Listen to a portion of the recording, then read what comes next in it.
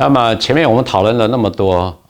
刻板印象在我们印象形成的所产生的影响，它是那么的自动化，而且它的影响又似乎是非常的大，又非常的深远。那我们究竟有没有办法真正的认识一个人呢？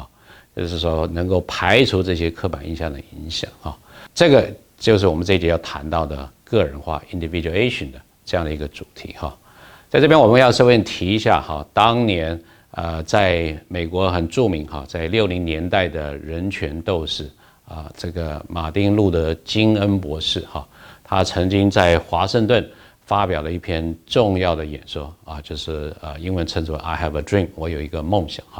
那么在这个梦想的这一段非常感人的这样的一个演讲里面呢，他其实就是提到说，他希望有一天他未来的子孙都能够活在一个国度里面呢，都是由他们个人的人格的特质，而不是根据他们的肤色来判断这个人的。Freedom and justice. I have a dream. My 4 little children will one day live in a nation where they will not be judged by the color of their skin, but by the content of their character. I have a dream today. 这段话的这个主要的精髓也就是在讲说，我们能够认识一个人，当成一个人来认识他，而不是根据一些刻板印象所以这个就是我们讲的这个个人化的这个历程。那个人化的历程呢，需要更周到，就是说你要投入更多的心智的资源，然后利用我们刚才在前面一开始讲的这个系统2的思考的方式然后更精致的来去排除刻板印象的影响，才有机会呢，真实的就是认识一个人是 person by person 的这个 basis， 而不是根据这些 stereotype 那么在这边我们就要谈到一个非常著名的来去解释，就是包括我们所谓的刻板印象，以及刻板印象如何能够终于进到这个个人化的这样的一个模式我们称之为连续模式 continuum model。那这个 continuum model 是原来在美国普林斯顿大学任教的苏珊 Fisk 这个教授是他所提出来的就说这样我们要真正的达到这个个人化，其实它会是一个蛮耗时的这个历程让我们能够逐渐的脱离这种刻板印象，或者一开始带来对大家这个很快速的分类的影响但是我们也许没有办法完完全的100%的脱离这样的这个影响，因为毕竟这还是一种最快速、最有效让我们很快的可以认识一个人的这个方式虽然它很多的时候呢可能会带来一些这个 bias 那么如果要能够造成这个个人化要能够促进个人化的话，最好不同的这个族群之间，大家不相认识的人能够有彼此合作的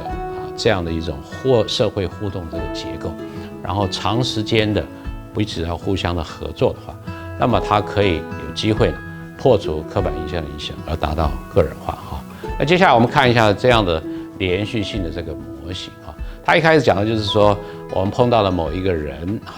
那么一开始就会根据刻板印象做一个很快的这个分类，然后呢就要看看说就是他真的是至少我会感兴趣的，那我想要再进一步的认识他或者了解他，这时候呢我就会有进一步的所谓注意力的分配，也就是说我再把更多的心智的资源投注在认识这个人身上。那首先我就会确认我当初的分类是不是正确的，我得到的一些讯息是不是真的跟我一开始的刻板印象所告诉我的分类是一致的。如果不一致的话，我可能再继续的再分类也许他不是这样的人，而是有一些不同的方式来认识他。那如果再不行的话，我可能就放弃这些这个很大的这些分类的方式，而是一点一滴的更细致的收集关于这个人的这些 information， 最后再把它整合起来那这样子是一个所谓连续的模型让我们能够逐渐的脱离一开始利用刻板印象的分类，然后慢慢的能够真正的进入到一点一滴认识，很细致的认识这个人的这样的一个模式总括讲起来连同上一节我们谈的刻板印象，以及这一节所谈到的个人化，就是说刻板印象很可能造成一些判断上的这些偏误哈。那我们要怎么样来去避免或者是降低刻板印象对我们的影响？第一个就是要大家能够察觉到刻板印象有的时候会造成一些负面的效果、负面的影响。就是你一开始对人家的这个想法，可能要做一些保留啊，它也许不是正确的，它可能会产生一些偏差的。第二个就是说，你要有那样的动机，我真的要认识对方，我真的要知道对方是怎么样一个人，我要有这样的动机来去除刻板印象所可能带来的偏见。最后呢，就是你要真的要起而行，要投注更多的心智、注意力的这个资源，然后让你能够从事这种比较控制、比较细致的这样的这个处理啊。所以我们不需要因为刻板印象而害怕自己成为好像是刻板印象的奴隶，永远认识人的时候都仅凭着这些粗糙的印象，而是有一天只要能够有这样的动机，然后使用这种控制细致的思维的这个模式，我们真的有一天可以认识一个人的个性的这个内涵，而不是从他外表所带来的刻板印象。好，那么最后我们希望说大家有机会到我们的讨论的平台上来分享一下你的这个经验哈。那这个经验是什么呢？就是